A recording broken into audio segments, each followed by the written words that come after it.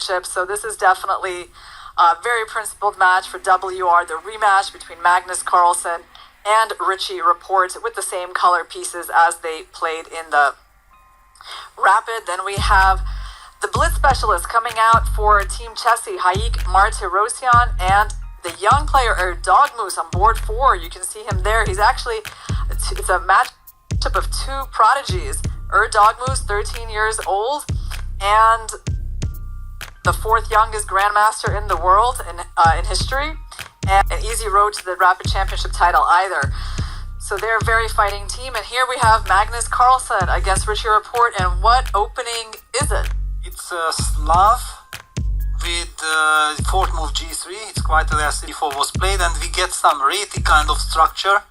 C4, C5 played now. Magnus is inviting the queen trade on B3, which would give him the chance of opening up the A file and then get this typical B4, B5 in. So I'm expecting Richie to avoid the queen trade, but no, he goes for it because what he has to do. But now White gets this B4, B5 in. Can you ever stop it? No, not really, right? Unless he gets... Oh, wait, so he castles? So B4. B4? And isn't it just bad positionally? Go to the pin. There he goes knight FD7, so he's trying to be ready to open up with some B6 against B5. So Magnus is not in rush because black is packed. Yeah, that's the problem. Bishop F4. And knight A6. Well, then already B5, but also somewhere rook takes it. Richie captures on F3 because I guess Bishop F6 and E5 is what he wants. Is what he wants. But G5, because Bishop F6, Bishop D6. Right, and I thought maybe you strike the exchange, but probably not, yeah. Yeah, maybe, but yeah, he opts for G5. G5 first to get this bishop to push it away. And if the bishop goes to D2, which Magnus does, then you have to go E5 if you have already played like this. I guess you go E5. But this doesn't feel right. The light squared bishop is very strong because after E5, E3, even if you play E4, then this bishop E2, B5, this is looking very risky. So that's position Magnus absolutely loves to play, right? Like E3, E5, knight E2. No craziness, kind of clear strategic ideas. He's also setting bishop G4, bishop F5 if he can sit on that square. Knight A6 played. Now bishop G4 is a tempo, which is possible, and he can get the bishop to F5. I'm pretty sure Magnus wants to do that. Wow. Bishop G4 is on the board. Doesn't move to play. Yeah, this is horrible for black. This is horrible. This light squared bishop is a monster. It's a beast. Yeah, and also White's bishop can go to C3. And then at some point, will force you to do something. You have the E4. White might actually go F3 at some point. Now strategically, this is horrible. A terrible position. B5. B5, and he wants C6 next. Even this. Oh, wow. So that's a tactical solution to this one. Wow, that's ambitious. Wow, poor Richie. Yeah, basically it's over. It's over. Yeah, like you have to take on C5, but that's just to. Yeah, you have to. Compensation. You have to sacrifice because C6 wins the piece, and knight C7 takes bishop A5. Wow, what a nightmare. Yeah, he takes. There is nothing else, but okay, this is not a happy sacrifice. Have to go fishing for chances. Takes on C7. Well, at least there was a check. This knight, this check. This game featured a check, right? Yes. Magnus again did not manage to castle, but this is a different scenario. Yeah, meanwhile, Nepo on the second board, I think his opponent blundered something because Nepo is up 2 pawns now and is doing really well. So I think that WR is in good shape on those boards. Well, Duda is not up a pawn, but he's very comfortable against Vidit.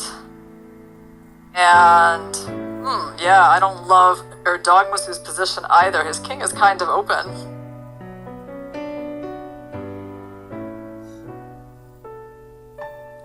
Yeah, I'm trying to understand. Kastenyuk has a better position against Kaneru, so, yeah, WR is looking good. Looking good, yeah. Of course, WR got new life, yeah, that there is this Blitz. there is something to fight for. Knight d4, knight takes b4.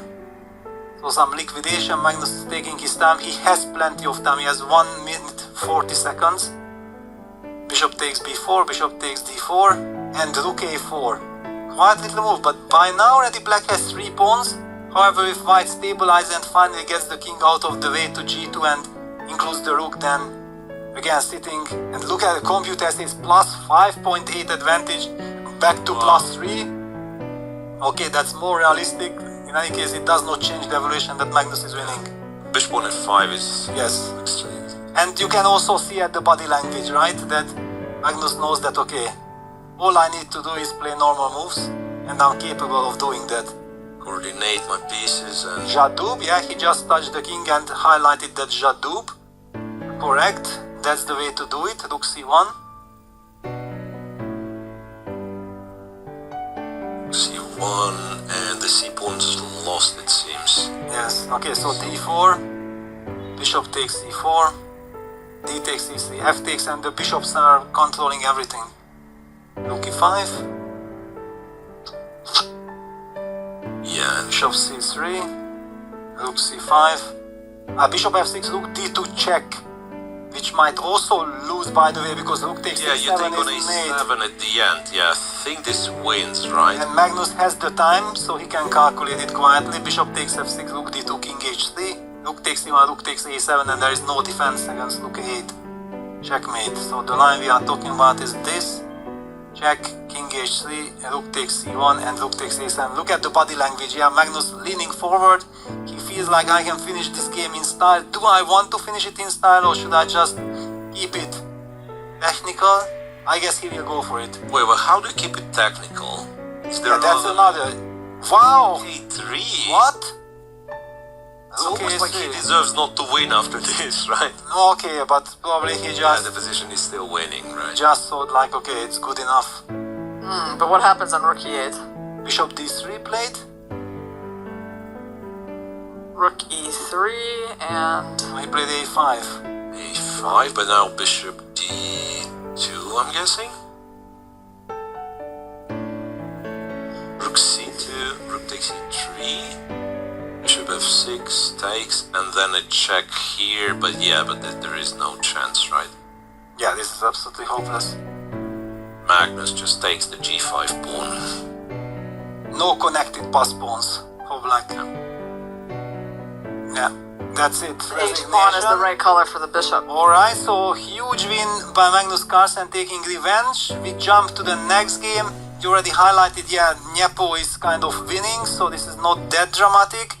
Duda, Pragnanda has won against Dogmus, already clear.